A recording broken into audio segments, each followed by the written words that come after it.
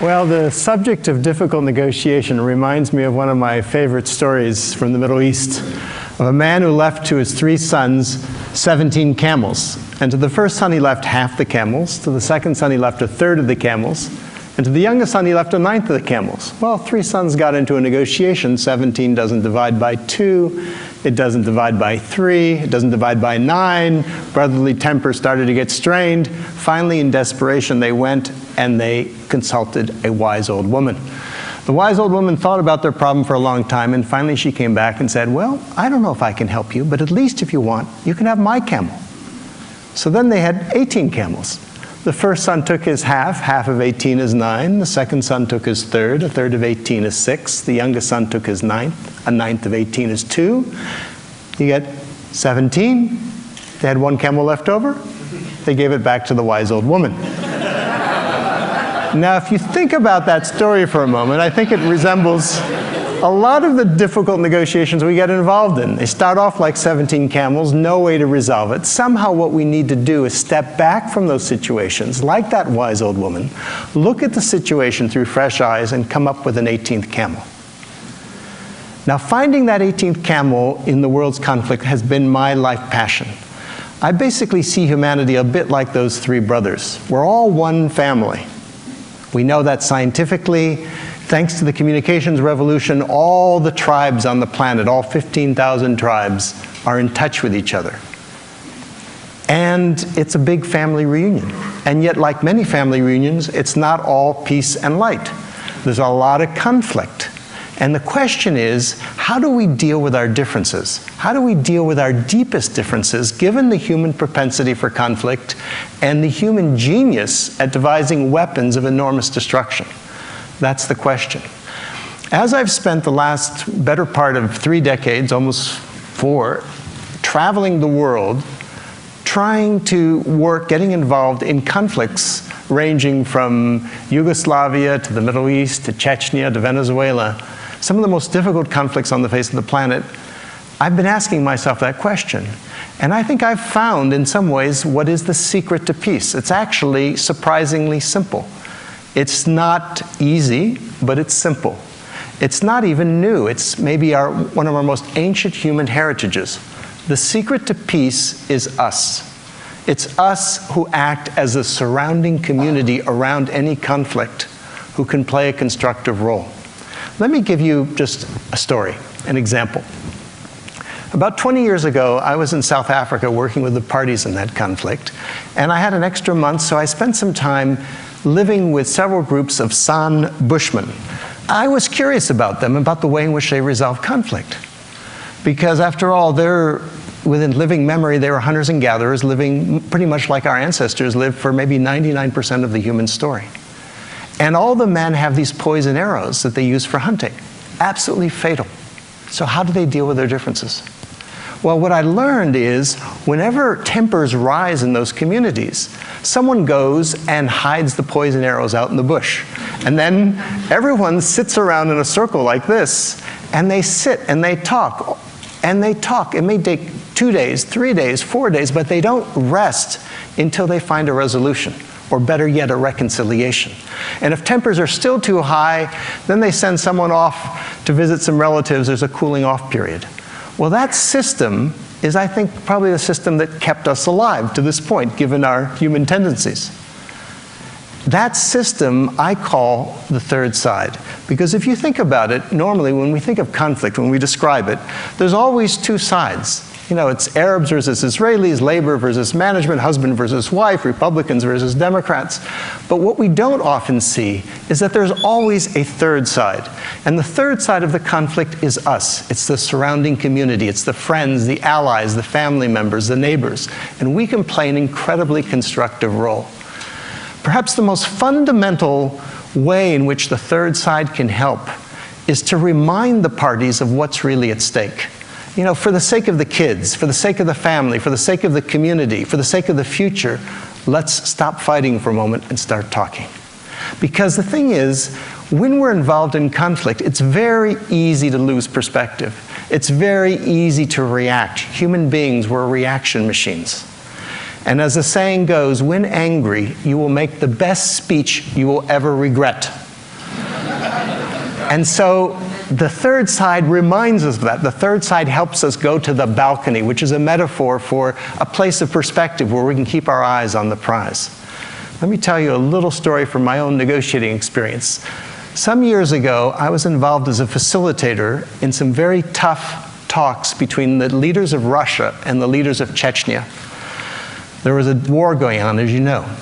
And we met in The Hague, in the Peace Palace, in the same room where the Yugoslav War Crimes Tribunal was taking place. And the talks got off to a rather rocky start when the vice president of Chechnya began by pointing at the Russians and said, "You should stay right here in your seats because you're going to be on trial for war crimes." And then he went on, and then he turned to me and said, "You're an American. Look at what you Americans are doing in Puerto Rico." And my mind started racing. Well, Puerto Rico, what do I know about Puerto Rico? I started reacting. But then I tried to remember to go to the balcony. And then when he paused and everyone looked at me for a response, from a balcony perspective, I was able to thank him for his remarks and say, "I appreciate your criticism of my country, and I take it as a sign that we're among friends and can speak candidly to one another. And what we're here to do is not to talk about Puerto Rico or the past. We're here to do just to see if we can figure out a way to stop the suffering and the bloodshed in Chechnya." The conversation got back on track. That's the role of the third side, is to help the parties go to the balcony. Now let me take you for a moment to what's widely regarded as the world's most difficult conflict, the most impossible conflict, is the Middle East. Question is, where's the third side there? How could we possibly go to the balcony?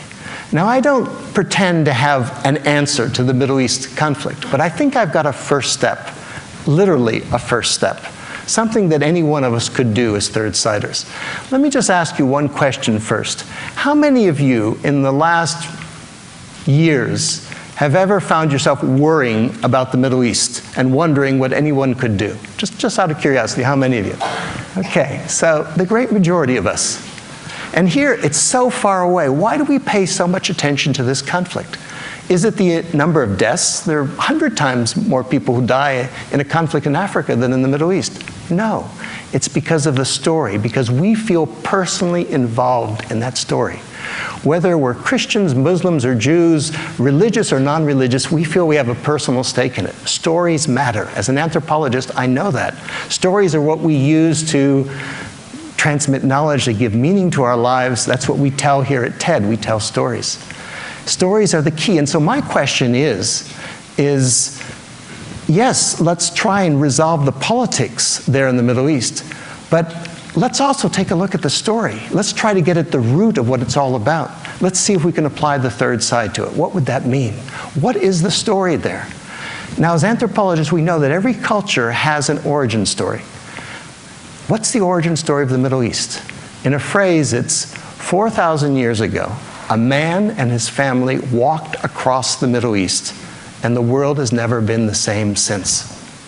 That man, of course, was Abraham. And what he stood for was unity, the unity of the family. He's the father of us all. But it's not just what he stood for, it's what his message was. His basic message was unity too, the interconnectedness of it all, the unity of it all. And his basic value was respect, was kindness towards strangers. That's what he's known for, is hospitality. So in that sense, he's the symbolic third side of the Middle East. He's the one who reminds us that we're all part of a greater whole. Now think about that for a moment. Today we face the scourge of terrorism. What is terrorism? Terrorism is basically taking an innocent stranger and treating them as an enemy whom you kill in order to create fear. What's the opposite of terrorism? It's taking an innocent stranger and treating them as a friend whom you welcome into your home in order to sow and create understanding or respect or love.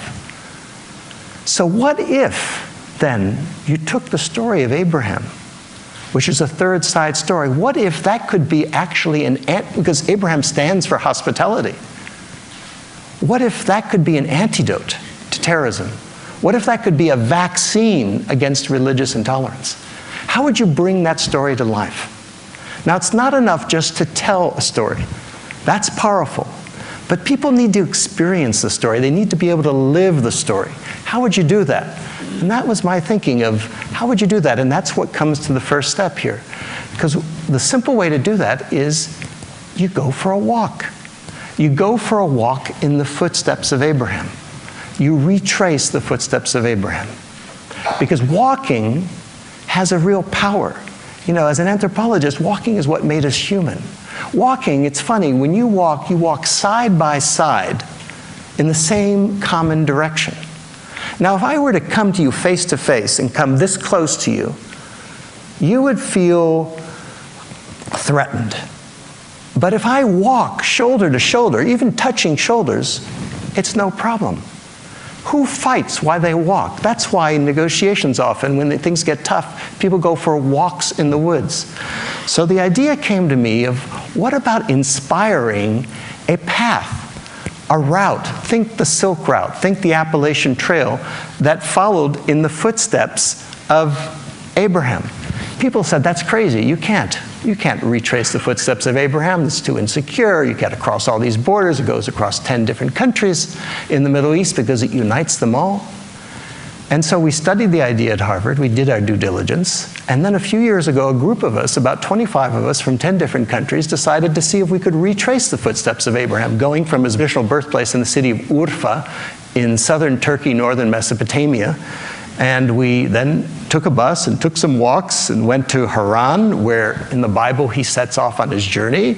Then we crossed the border into Syria, went to Aleppo, which turns out is named after Abraham. We went to Damascus, which has a long history associated with Abraham. We then came to northern Jordan, to Jerusalem, which is all about Abraham, to Bethlehem, and finally to the place where he's buried in Hebron. So effectively, we went from womb to tomb. We showed it could be done. It was an amazing journey. Let me ask you a question.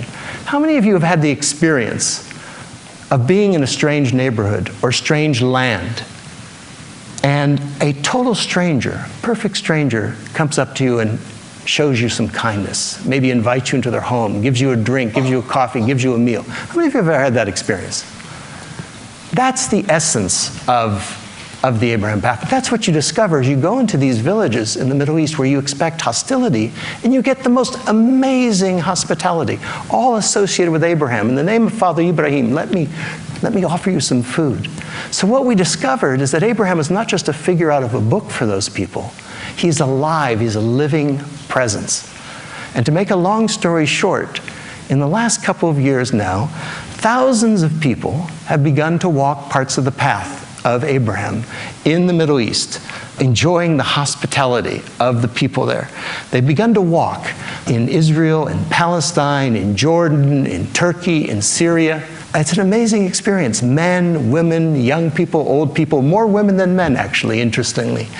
For those who can't walk, who are unable to get there right now, people started to organize walks in cities, in their own communities. In Cincinnati, for instance, they organized a walk from a church to a mosque to a synagogue, and then all had an Abrahamic meal together. It was Abraham Path Day.